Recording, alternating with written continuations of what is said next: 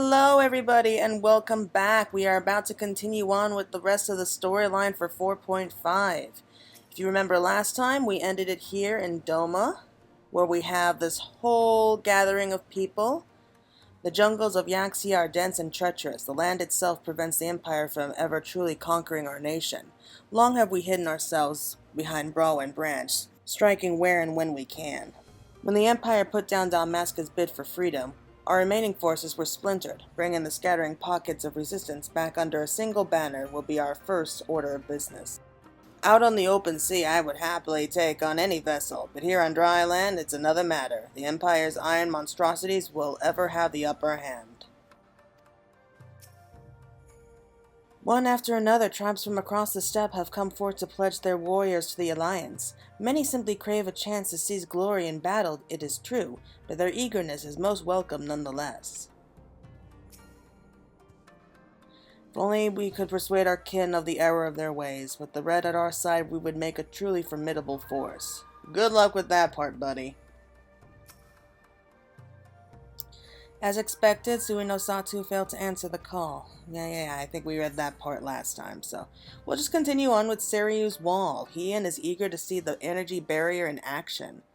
We will cross the burn by Yule and Falcon as before. Join me at the overlook near the House of the Fierce.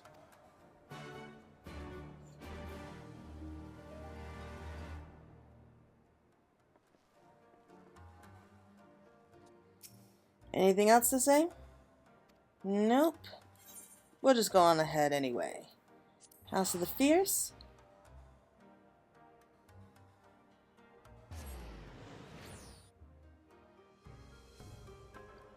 So we're just going to fly all the way there on the back of our Yules and see what's waiting for us there. This should also be the place where we come across the Shadow Hunter, if the trailer has anything to go by.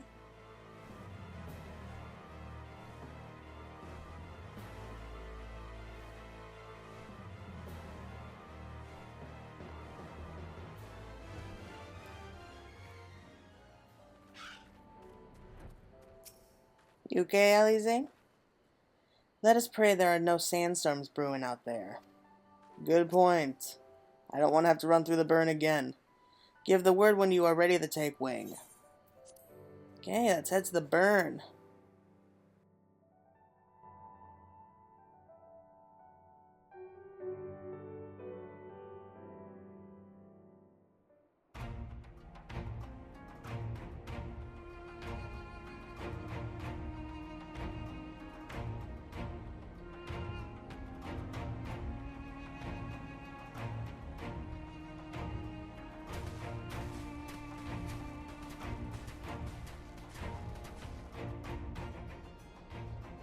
It seems the engineers have matters well in hand. Should the barrier work as we intend, Doma will be free to reinforce her allies in Alamigo without fear of weakening her own borders. Honored friends, the time has come to put your hard work to the test. Start the generator.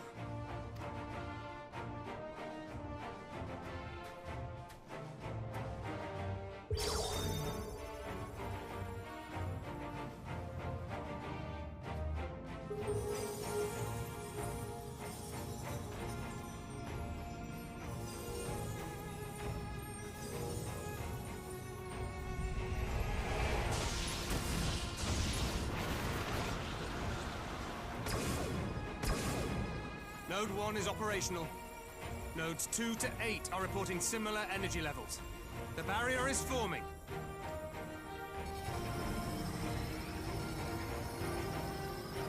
$1,000 yards, 2,000, 3,000. Expansion remains smooth. No fluctuations detected.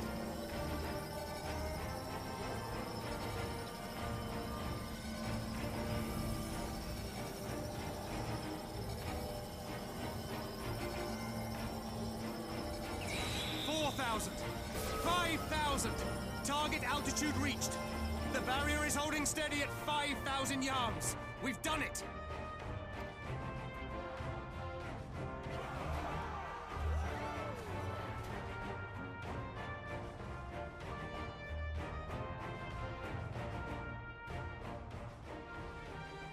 Is that an Imperial airship? Of all the rotten timing. But this is a gift, Mistress Alize. They can test our new wool for us.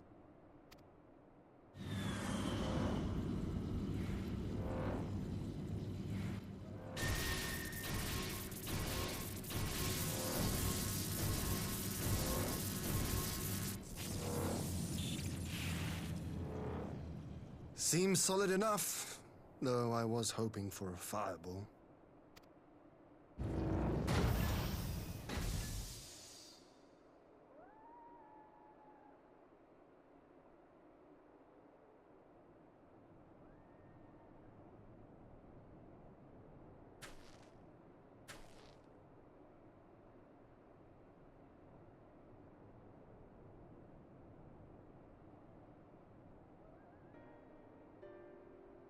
By the gods, it's Alphinaud. What are you? Let me go! He has my brother! Lower the barrier!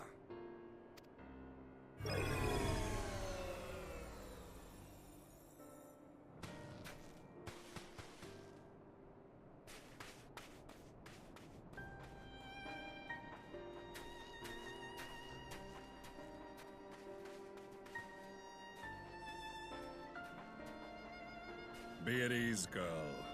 The lad is not dead, merely locked in slumber. No, not him too.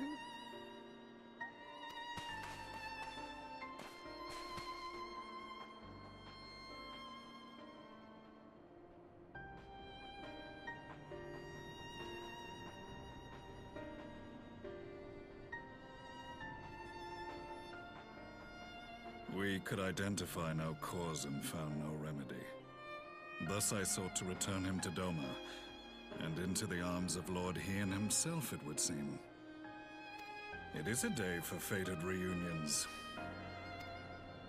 Would you not agree, adventurer? Or should I address you as the Warrior of Light?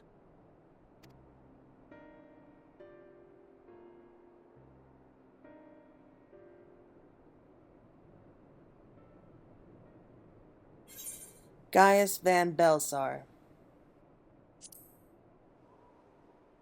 Aye, Gaius van Belsar, the Black Wolf. That was the title I was given, one I have long since relinquished.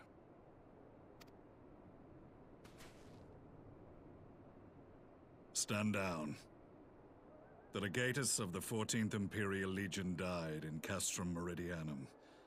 I am no more than Gaius Belsar, a man without rank or allegiance. Impossible. There's no way you could have survived. Do you remember how it unfolded? How I was deceived by La Habrea? How I was convinced that reviving the Ultima weapon would allow me to bring peace to Eorzea? The Ascian used me, as he used so many others, all to further the restoration of his wretched god. Yet even with the might of Alec at my command, you bested me. And as the Praetorium went up in flames, I was content to burn along with it.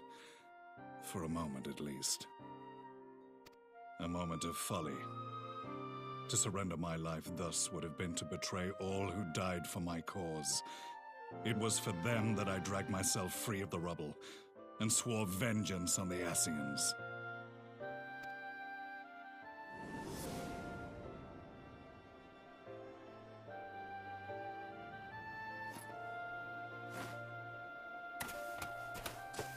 The Black Wolf has shed his pelt, never to return to Garlemald or her legions. I live now only to exact revenge.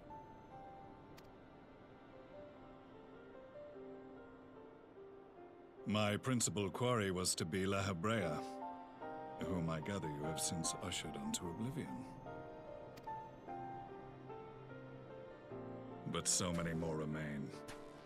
Long as their kind lurked in the shadows, laboring to sow chaos throughout our world, I would see each and every one dragged into the light and put to the sword. Are the scions not of like mind? In this single respect, perhaps. Then I shall continue the partnership the boy began, and share what intelligence I have acquired. Among the Ascians, the black-masked ilk are subordinate to those who wear red. This you already know. Yet among the red there exists a hierarchy. Those set adrift with the shards clearly stand below those still joined to the source. Nabriales, who once dared to intrude upon the Rising Stones, belonged to the former group, and while he was indeed a dangerous foe, his powers were inconsequential next to the paragons of the Source. The first was La Hebrea, who plagues us no more. There is also the white-robed Elidibus, and the elusive Emmet Selk, about whom little is known. We have files on La Hebrea and Elidibus, but I believe this Emmet Selk is new to us? As I assume my brother told you, we have evidence to suggest that an Ascian now walks in the body of the Crown Prince. Have you identified this interloper? Elidibus seems the most likely culprit. As emissary, it is his role to maintain the equilibrium between darkness and light. Your many deeds in Hydaelyn's name have upset the balance, and I believe he seeks to restore it by throwing his considerable power behind the Empire. As a leader of the Ascians, he is one of our primary targets. It was on the trail of this very prey that the boy and I came across the scene of a failed uprising. In the absence of a single Garlean casualty, we inspected the bodies of the rebels, and the lack of any external injury drew my immediate attention. They had been slain by Black Rose, an alchemical invention of the Imperial army. When I yet served as legatus, I ordered its production halted, and all stockpiles destroyed. Toxic gas is not a tool of conquest, but of extermination. Toxic gas? This must be the new weapon Maxima warned us about. Something deadly enough to sweep away all resistance in a matter of hours. Gods. You don't think they're planning to use this in Alamigo, do you? Put your fears to rest. We infiltrated the production facility and destroyed all existing stores of the chemical along with the plant itself. Even should they rebuild the operation, they will not soon manufacture another batch. Regardless, I would draw your attention to a directive we discovered in the plant's records. The document was marked with a recent date and authorized with the signature of one Zeno Siegalvus.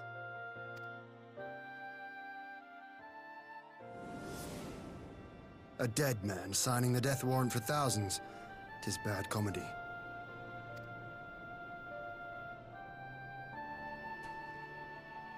But the tale does not end there. Within that same facility was a chamber filled with devices of elegant design. Cloning technology, we realized. And what should we find in each and every incubator? But a young Emperor Solus.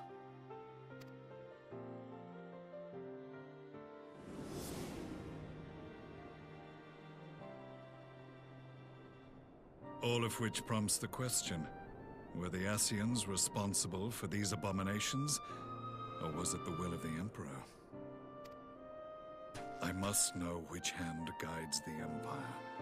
Though I have given up my rank, I am yet a son of Garlemald, and I will fight for the future of my homeland.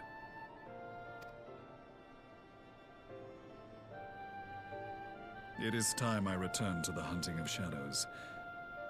We should focus on our common foe. To reopen old quarrels now would serve no purpose.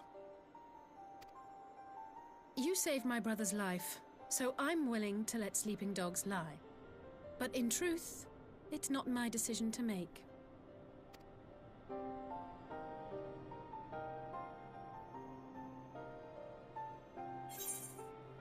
You're right. There are more important matters at hand. We'll settle this another time. You're right. There are more important matters at hand.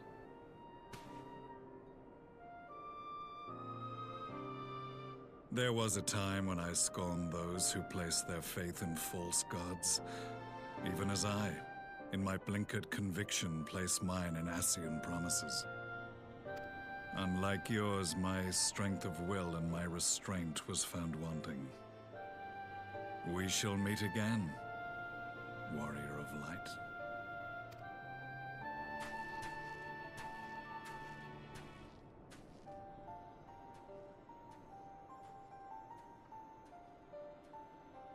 So that was the infamous Black Wolf.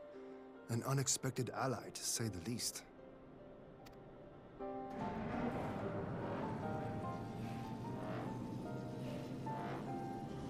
Well, I am content to leave the fine-tuning of the barrier to cleverer minds. Let us bid our friends from the Ironworks farewell, and see what can be done for Alphinaud back in Doma.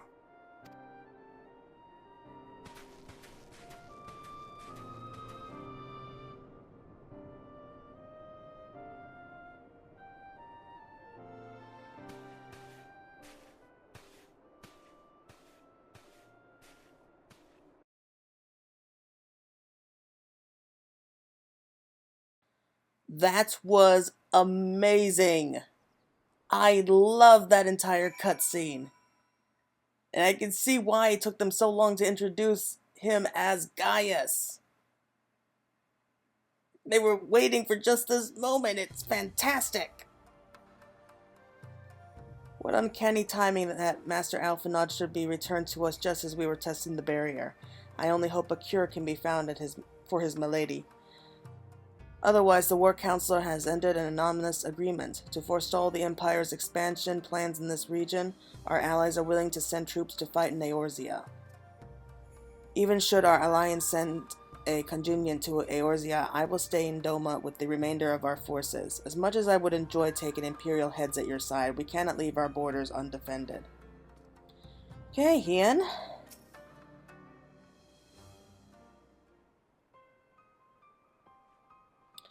Alphinaud is safely ensconced in a private chamber. My finest healer is examining him as we speak.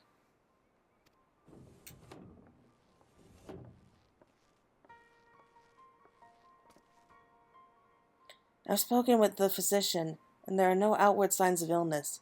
Alphinaud is lost in a sleep from which he cannot be awoken, just like the others. It seems that even the lands of the Empire were not far enough away to escape that accursed voice.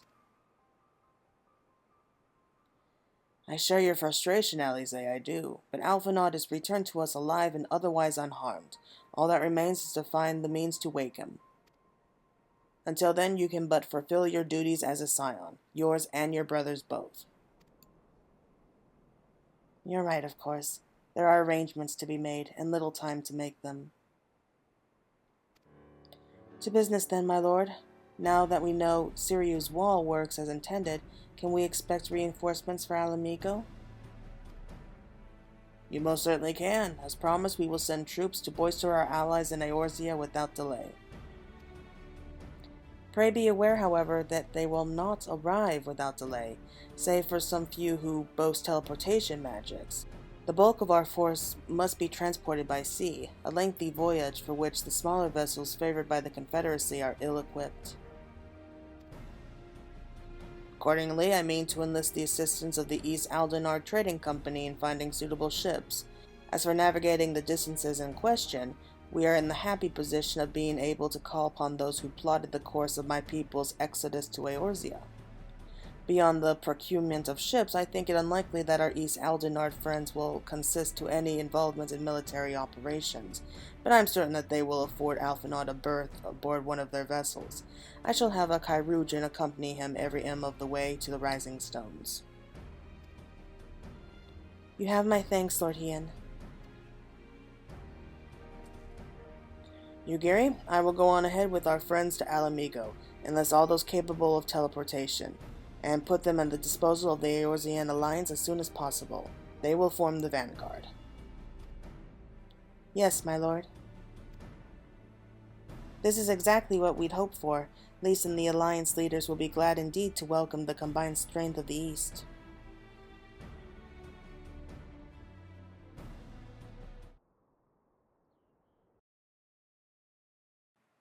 Man, things are really shaping up here. Like, we have warriors coming in from all sides, and ooh, meanwhile at the Black Rose plant.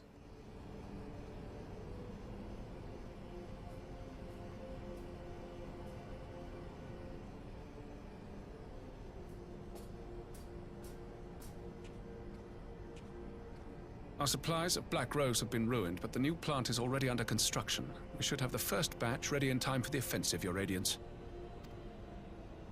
See that you do.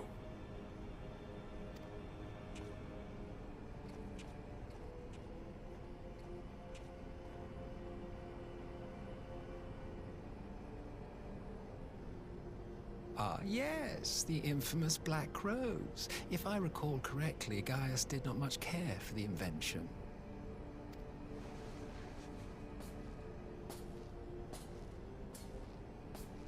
A ruthless and indiscriminate weapon indeed, this airborne poison. It seems you are capable of making decisions worthy of your bloodline. With no gift for sorcery, we Garleans must look to Magitech to even the odds. If it spares the needless deaths of our soldiers and serves the cause of this empire, there is no method I would not employ. How very noble of you. Truly, though, I must commend you for embracing your role as Emperor. You play the part of the determined ruler well. Sometimes even I catch myself believing.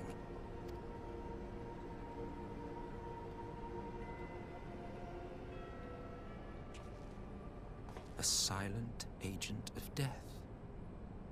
Now that I think on it, Black Rose may well possess the perfect aspect.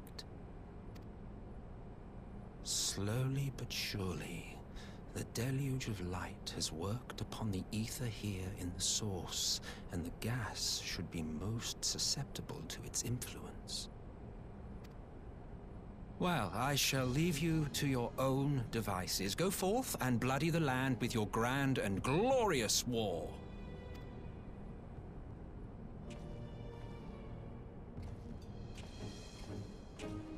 While you do what, precisely?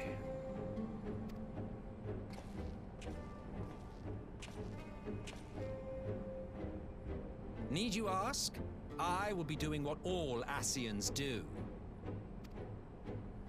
I am well aware that your kind exists only to usher in the next calamity. But you seem oblivious to the harm your singular agenda causes to the Empire. You cannot have forgotten the events which followed your mortal demise.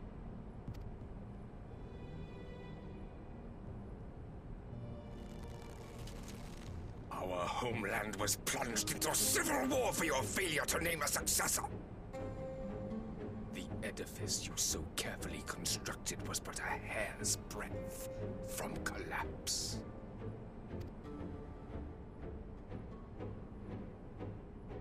Are you truly so naive? You thought me oblivious to the consequences of a departure so painstakingly timed? It was by design?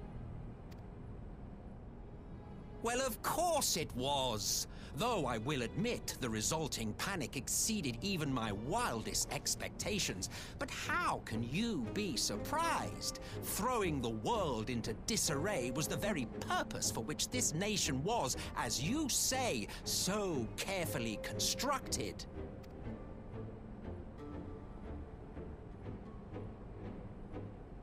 Now, if you have no further questions, I must be on my way. Since we may not meet again in this lifetime, it would be remiss of me not to offer a word or two of gratitude. I really must thank you for this surplus of vessels.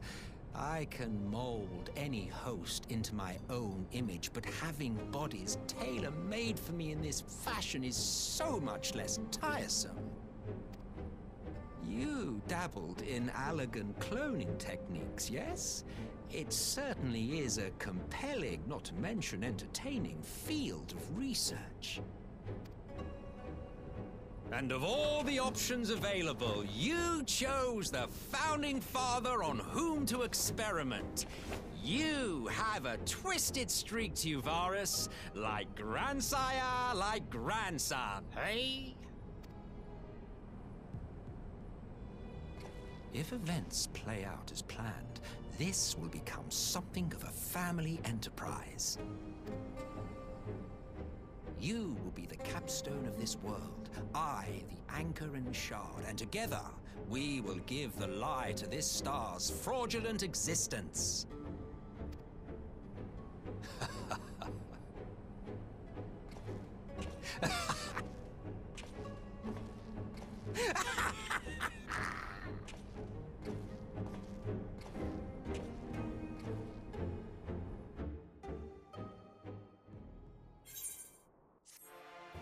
Oh, just so much things going on at once, and I love it.